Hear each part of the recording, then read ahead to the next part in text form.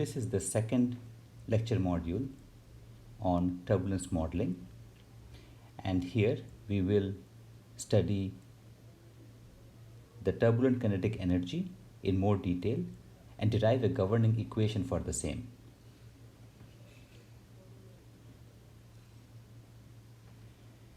Turbulence kinetic energy is represented by K, and it is defined as half of U prime square V prime square W prime square, the velocity components in each direction, considering only the prime quantities, which are fluctuations, and then taking an average. In tensor notation, it is defined in a compact way as ui prime bar. Turbulent kinetic energy is a very important quantity in any turbulent flow, as it quantifies the level of velocity fluctuations in the turbulence. Interestingly, it is a resultant, or it's a sum total of all the three directions. So we don't have to keep track of three different velocity components, fluctuations, and you can keep track of only one quantity, that is turbulent kinetic energy, K.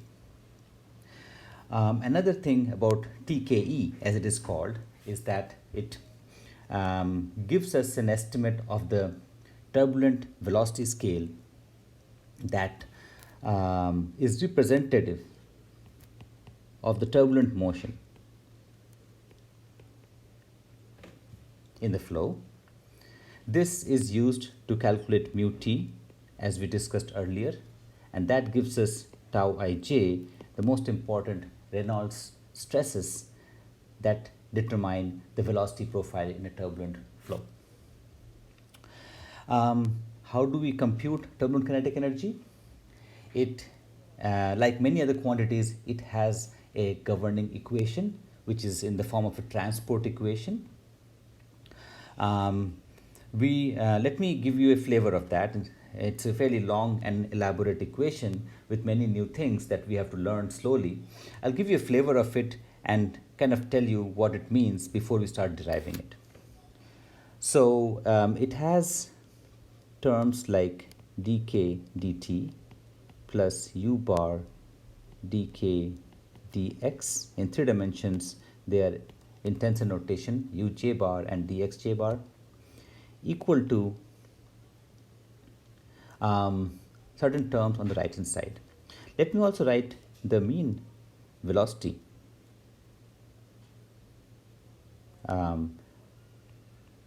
equation that we had derived earlier, which has a form like this, and on the right hand side we have pressure gradient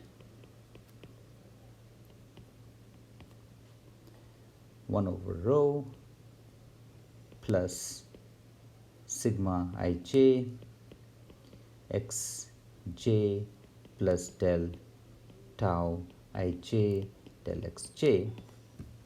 What I want to point out is that the Rand's equation for mean momentum, which is this one, and the turbulent kinetic energy has a very similar form, and there's a way to derive one from the other, a K equation from the momentum equation, and that is what we will do.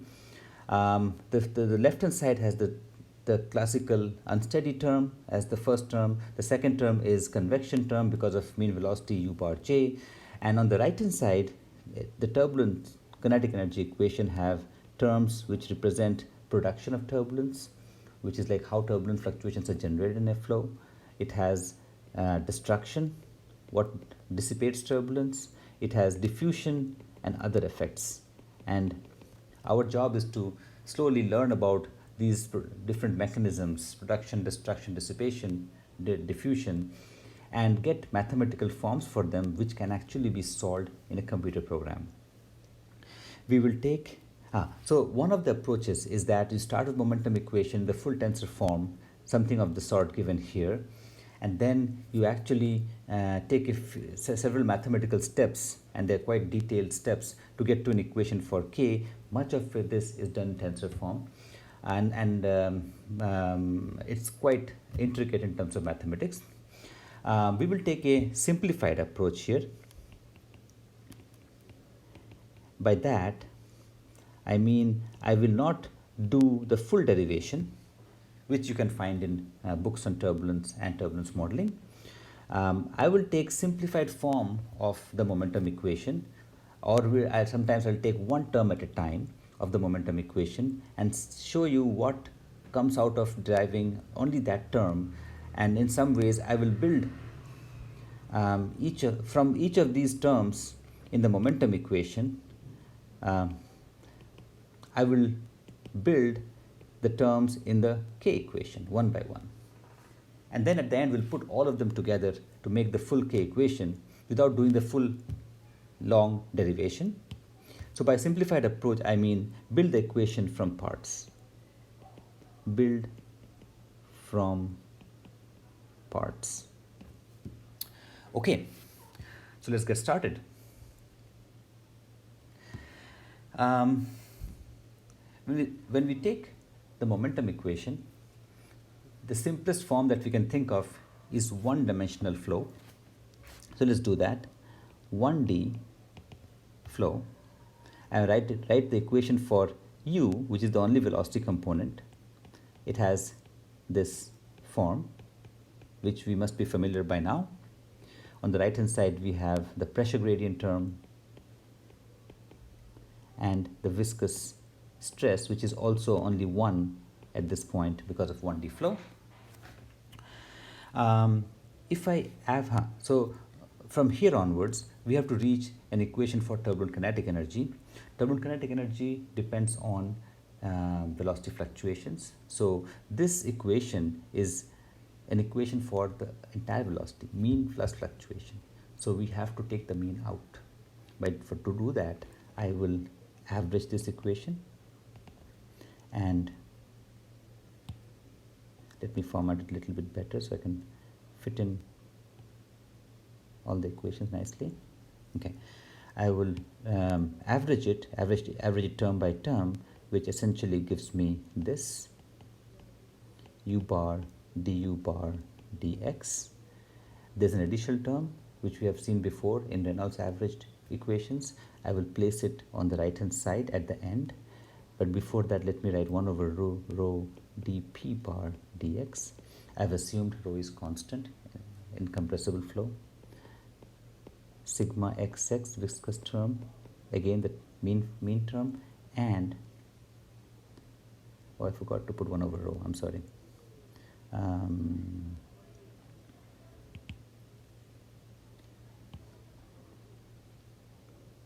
There should be 1 over rho everywhere.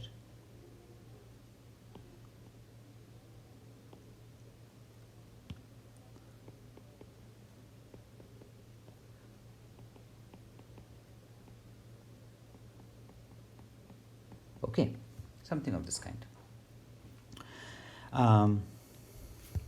What we will do is now we will subtract the average out of the velocity, the total velocity u, and so that we end up with an equation of only the fluctuation. So we take this equation number 1 minus this equation, and we write the resultant as u minus u bar is u prime. So I'm going to place that du prime dt.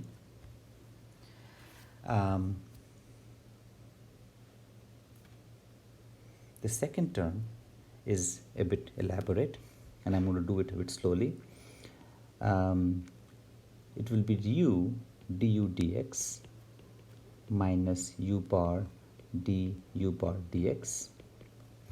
I'm going to write this term as u bar plus u prime times du bar dx plus du prime dx. Then I'm going to expand it out to get 4 terms. You can see that the first term will actually cancel with this guy. The second term will give us Well, let's, yeah, um, first term will cancel, and then there'll be other terms. One of them would be, you can see u bar times du prime dx. Let's look at that term. U bar times du prime dx plus additional terms, let's say.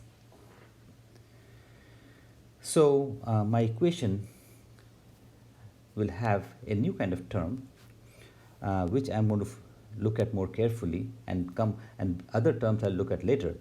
So to do that, I'm going to simplify my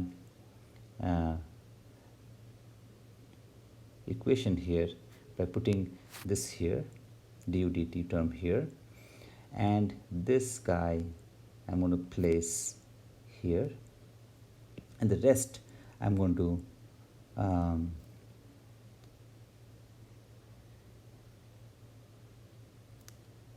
the rest is here,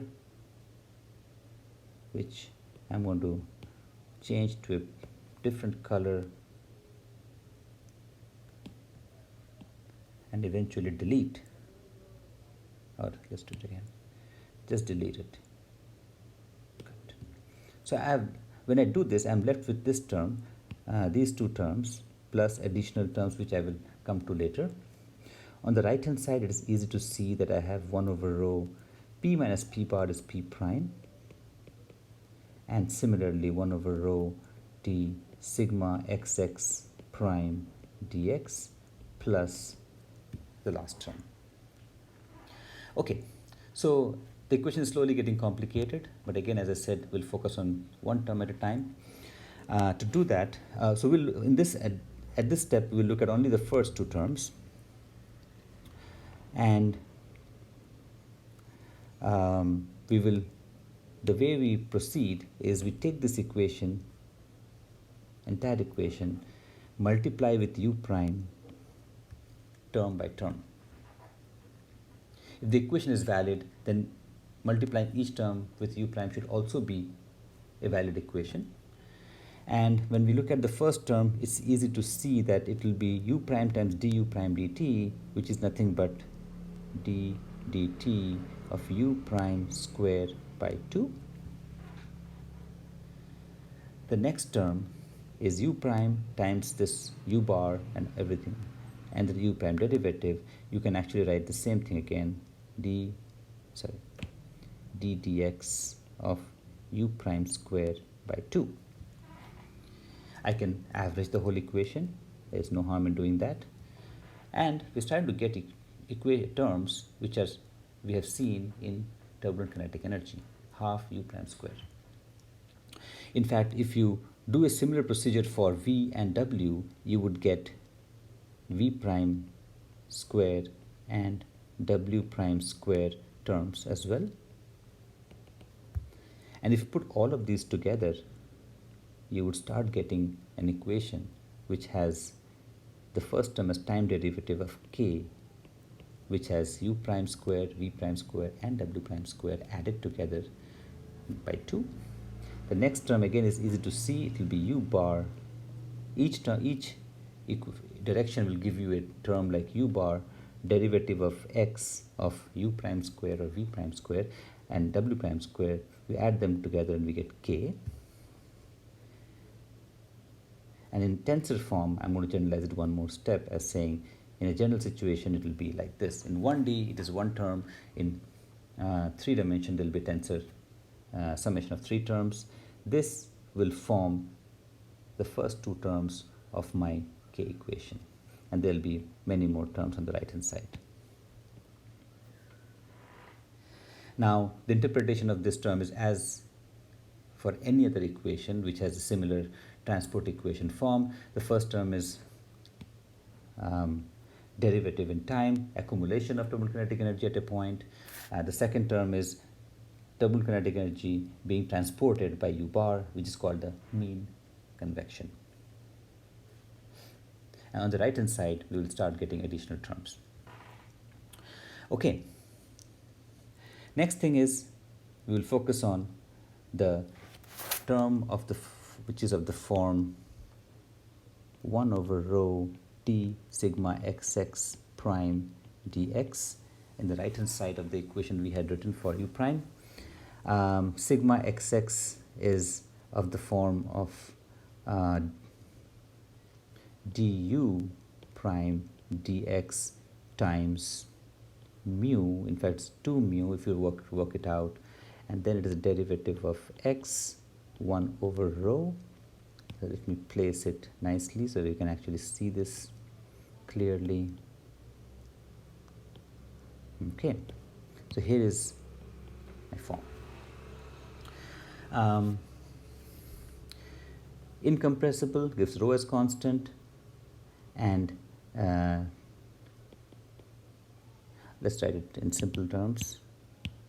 Rho constant, rho for incompressible, and temperature is constant. We assume there are no major temperature gradients, and mu is constant.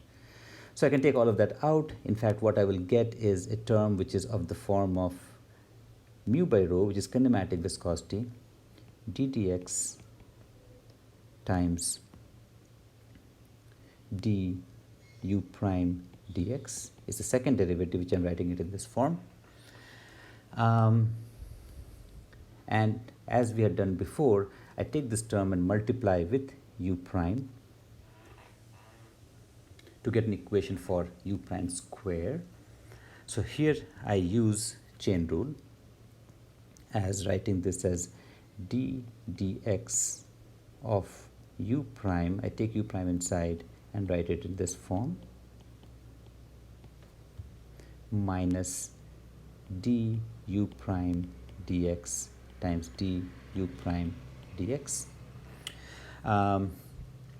We can see the chain rule a little more clearly if we start at this point and then use, first take a derivative of, it's a derivative of product.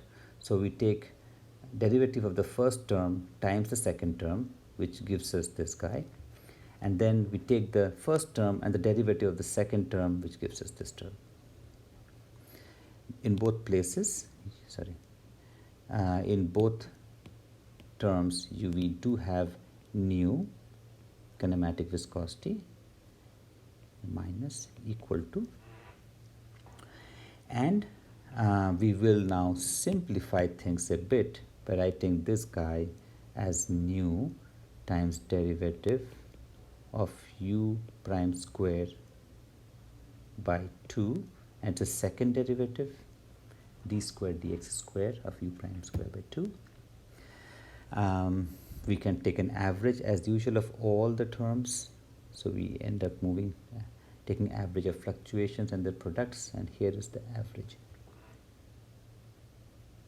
So this is nothing but u prime square by 2 is one part of the first term of turbulent kinetic energy. If you repeat this for v and w, you would get del square del x square of k. You will get viscosity, kinematic viscosity, and again in 3 dimension you will have second derivative in x, y, and z direction, so it will be xj squared, sum of 3 terms, and this is diffusion. It says that wherever there is a region of high k, it will be diffused because of molecular viscosity, shown in terms of kinematic viscosity here. The other term is more interesting. It generalizes in 3D as minus nu times del u prime I del xj del u by prime del xj. It's a sum of 9 terms, I and j going from 1 to 3 each. It's each of those 9 terms is a product of 2 quantities which happen to be same, so they are square of du prime dx kind of terms. So square of any term is positive, so that each of those 9 terms are positive, average thing is positive, the sum is positive, the entire term is bound to be positive. Kinematic viscosity is definitely positive. So if you take all of that together, you form what's called dissipation. In fact, let me write it this way. it is given, it's called turbulent dissipation rate, and it's given in a symbol epsilon. So right here, and the turbulent dissipation rate